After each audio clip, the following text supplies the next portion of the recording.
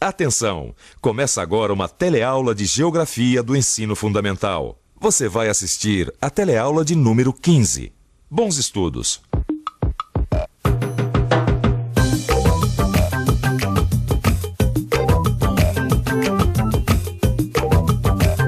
Gozado. Eu trabalho há tanto tempo na construção civil e nunca tinha me dado conta de como o chão de terra que a gente pisa é formado por várias camadas. Isso dá para perceber direitinho na hora que está se fazendo as fundações do prédio. Quando se cava o chão, a gente vê que à medida que o buraco vai se aprofundando, a terra é de um tipo diferente. Nessa teleaula, você vai aprender o que é o solo, como ele se forma e qual a sua importância para a manutenção da vida na superfície da terra. Vai ver quais são os problemas que surgem quando o solo não é utilizado corretamente e perceber sua importância para o equilíbrio ecológico. E vai ficar sabendo ainda a relação entre o solo, clima e vegetação e avaliar a importância da vegetação na paisagem. O engenheiro Macedo você já conhece, não é? Por causa das fundações, ele manja esse negócio de solo e ficou de dar uma mãozinha pra gente. Seu Macedo, dá um minutinho pra mim? Ô Zé, eu vou dar uma ajeitada nessas coisas, daqui a pouco a gente conversa. Sobe aí. Então se ajeita aí você também, que a nossa teleaula está chegando com novas informações.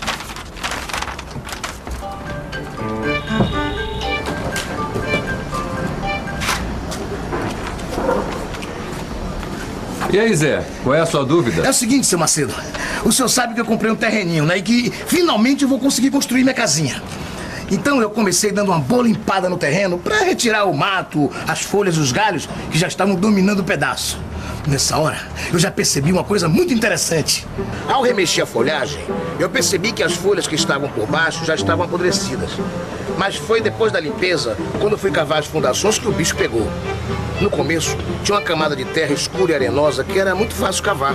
Mas depois, tinha uma camada mais dura, uma terra barrenta e avermelhada. Aí eu fiquei intrigado. Como explicar a diferença entre uma camada e outra? Bom, Zé, para entender por que existe essa diferença, é preciso começar do começo. E a primeira coisa a saber é que a camada superficial da crosta terrestre, onde crescem os vegetais, é chamada de solo. No solo, existe uma variada vida microbiana. E são justamente esses micróbios os responsáveis pelas folhas e galhos apodrecidos que você encontrou na hora de limpar o terreno. Os micróbios atuam na decomposição de restos animais e vegetais, transformando esses restos em humus. Humus, ver humo. Humo, o produto da decomposição parcial dos restos vegetais que se acumulam no chão florestal, aos quais se juntam restos animais em menor escala. Tem grande importância na constituição do solo, onde é fonte de matéria orgânica para a nutrição vegetal. Ah, essa história de humus eu já manjava. Agora, você já imaginou a quantidade de folhas, galhos de árvores e restos de animais mortos que devem se acumular na floresta? E isso tudo é submetido à ação de micróbios, formando assim o humus. E o mais interessante é que esse humus, que é matéria orgânica decomposta, é incorporado ao solo, aumentando assim a sua fertilidade.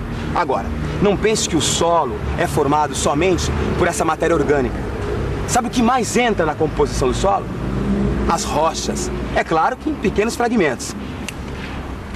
Estou bastante feliz com o sítio que comprei. Mandei fazer uma análise do solo e está tudo em cima. Ele é rico em matéria orgânica e minerais, o que é muito bom para a lavoura. Certo. Tá bom, tô esperando então. Tá, tchau. Ô Maurício, tô com uma dúvida aqui que não me sai da cabeça. Elinho, você fez um excelente negócio. Esse sítio aí que você comprou tem uma terra que é uma beleza. É rica em matéria orgânica, em minerais. Eu sei, mas a minha dúvida está exatamente aí. O material orgânico é fácil de entender. Ele se incorpora ao solo na forma de humus, que é o resultado da decomposição de animais, galhos e folhas. Tudo bem. Mas os minerais? Como é que os minerais que estão nas rochas entram na composição do solo? Boa pergunta. Você sabe como isso acontece? Então presta atenção. Se você pensou em chuva, acertou. Como a gente sabe, o ciclo da água não para nunca. E assim, as rochas são expostas à ação das chuvas durante anos e anos. Aos poucos, essa água vai penetrando nas pequenas fissuras das rochas e vai dissolvendo os minerais que lá encontra. Com isso, a parte da rocha exposta à água acaba se alterando e perdendo sua consistência. Simplificando, ela se esfarela. A gente diz que a rocha sofreu a ação do intemperismo e pouco a pouco foi se desagregando. Mas não é só a água que tem esse efeito desagregador sobre as rochas, não. Quando se vê pelas fotos, não dá para ter noção exata de como é o sertão baiano. Ao vivo é impressionante. As pessoas daqui me disseram que já faz mais de um ano que não cai uma gota de chuva. De dia, o sol forte não perdoa nada e à noite fica muito frio. Nem mesmo as rochas resistem a tanta variação de temperatura. Aos poucos, elas vão se esfarelando. É isso mesmo que você está pensando. A variação de temperatura também pode esfarelar as rochas. E esses fragmentos das rochas são levados pelas águas e pelos ventos, entrando assim na composição do solo. Na verdade, o material fundamental para a formação de um solo vem das rochas. Peraí, seu Macedo, deixa eu ver se eu estou entendendo. O solo é composto de material orgânico e de fragmentos de rochas, certo? Certo. O material orgânico do solo é o resultado da decomposição de galhos, folhas e restos de animais mortos, certo? Isso. As rochas sofrem a ação do intemperismo e se fragmentam. E seus fragmentos, levados pelo vento e pela água, vão ajudar a compor o solo. É isso? Perfeito. E não se esqueça de que o principal material para a composição do solo vem das rochas. Bom, com isso já dá para você começar a entender por que o solo tem diferentes camadas. Está aquele perfil do solo. Essas camadas são conhecidas como horizontes do solo. Está aqui, ó. Olha só, aí estão os horizontes do solo, ou seja, suas camadas. Às vezes dá para ver esses horizontes num barranco de estrada e até mesmo identificar as camadas pelas diferentes cores e granulações. A água que penetra no solo transporta os grãos menores para as partes mais profundas. Esses grãos menores são conhecidos como argila. Na parte superior ficam os grãos de areia, que são maiores. Ah, então é por isso que a camada de cima é mais fofa, fácil de cavar. Já as camadas inferiores são mais compactas, uma vez que seus grãos são menores e ficam mais juntinhos, além de serem pressionadas pelas camadas de cima. É isso mesmo. E como a camada de cima é mais fofa, ela permite a passagem da água e do ar, que são indispensáveis para as plantas. E repare que tem solos mais profundos, com mais camadas, e solos mais rasos, com menos camadas. Tem também uns solos mais férteis, outros menos.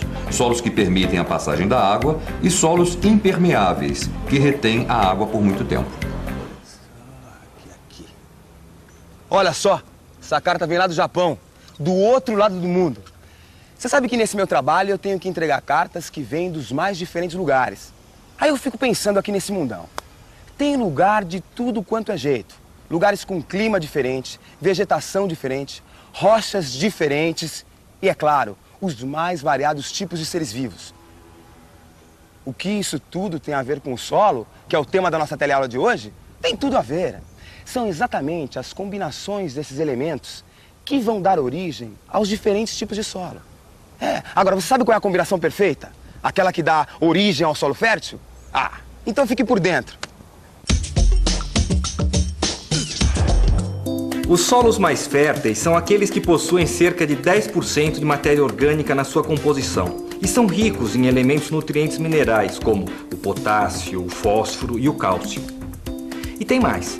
A fertilidade também depende dos espaços entre os fragmentos que formam o solo, porque é através desses espaços que passam a água e o ar para as raízes das plantas.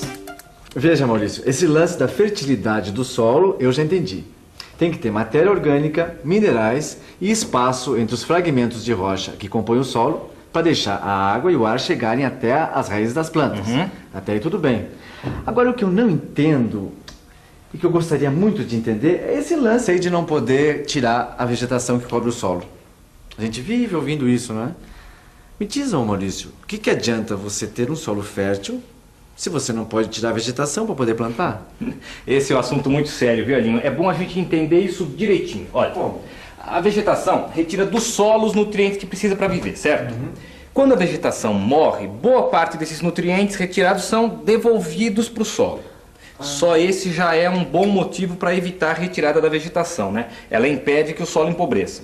Mas não para por aí, não. Além do solo, a vegetação precisa de duas outras coisas para viver. Luz do sol e água das chuvas. Acertei? Na mosca. A gente diz que a duração da insolação e a quantidade das chuvas interferem no crescimento dos vegetais. Agora, presta muita atenção. os vegetais retribuem esses nutrientes retirados do solo. Com proteção. Isso mesmo. Os vegetais protegem o solo do impacto direto das chuvas, diminuindo o escoamento superficial da água. Ah, já sei. Você está falando da erosão. Exatamente. O aumento do escoamento superficial da água pode provocar erosão do solo, alterando a sua composição e diminuindo assim a sua fertilidade. Bom, fica fácil perceber então que o crescimento dos vegetais está diretamente ligado às condições climáticas, à fertilidade do solo e à influência do relevo. Compadre, você sabe que eu vivo da terra há mais de 40 anos. Depois de tanto tempo, eu agora estou aprendendo muita coisa com o meu menino mais novo, recém-formado em agronomia. A queimada, por exemplo, é uma carta fora do baralho. Ele diz que estraga o solo. A vegetação, que é a cobertura vegetal original, é um dos elementos marcantes da paisagem. E o Brasil é rico em tipos de vegetação: florestas equatoriais, florestas tropicais, florestas de araucárias, cerrados, caatingas, vegetação pantaneira, mangues e campos. Essa cobertura vegetal mantém um equilíbrio harmonioso com os outros elementos que compõem o meio ambiente. Acontece que o homem precisa cultivar o solo e, ao fazer isso, ele pode comprometer esse equilíbrio. E nós estamos aqui no SEASA, em São Paulo, com um agrônomo que vai ajudar a gente a entender melhor sobre esse assunto. A gente já sabe que a vegetação retira dos solos os nutrientes, mas depois, quando ela morre, ela repõe parte desses nutrientes de volta para os solos. Agora, e quando essa vegetação é retirada dos solos para o cultivo? Então isso vai deixar de acontecer, não é mesmo? Exatamente. O solo tende a empobrecer quando a colheita é feita e os nutrientes não são devolvidos à terra. Então, para recompor a fertilidade do solo, é necessário fazer adubação. O problema é que em cultivo de grande escala, a adubação e preparação da terra é feita com o uso de produtos químicos. E esses produtos podem acabar alterando o equilíbrio ambiental. E quais são as práticas agrícolas que mais comprometem a fertilidade dos solos? No Brasil, as práticas agrícolas erradas mais comuns são as queimadas e a monocultura durante longos períodos. As queimadas, além de destruir os nutrientes do solo, ainda poluem o ar, destroem a mata e seus animais. Já a monocultura, que é o cultivo de um único produto o ano todo, acelera o esgotamento do solo. Tanto as queimadas como a monocultura obrigam os agricultores a recompor a fertilidade perdida com o uso dos produtos químicos, o que acaba gerando mais problemas. Caramba! E eu que só queria descobrir por que o solo é formado por diferentes camadas, acabei aprendendo até que as queimadas e a monocultura são uma pedra no sapato da fertilidade do solo. Mas você entendeu tudo mesmo, Zé? Eu acho que entendi, mas vamos revisar para garantir. E atenção, se liga aí, que é hora da revisão. Na teleaula de hoje, você aprendeu que o solo é a camada superficial da crosta terrestre e que ele é fundamental para a vida na Terra. Viu que no solo existe uma variada vida microbiana, que age na decomposição de restos de vegetais e animais, dando origem ao humus. Viu que os solos são formados principalmente por fragmentos de rochas, e que esses fragmentos se acomodam, formando várias camadas chamadas de horizontes do solo. Você ficou sabendo que os diversos tipos de solo são explicados pelas diferentes combinações de vegetação, clima e relevo. Por último, você aprendeu que as queimadas e a monocultura aceleram o esgotamento da fertilidade do solo. Falando em queimada, dá só uma olhada na capa dessa revista, ó. Isso aqui é um problema sério.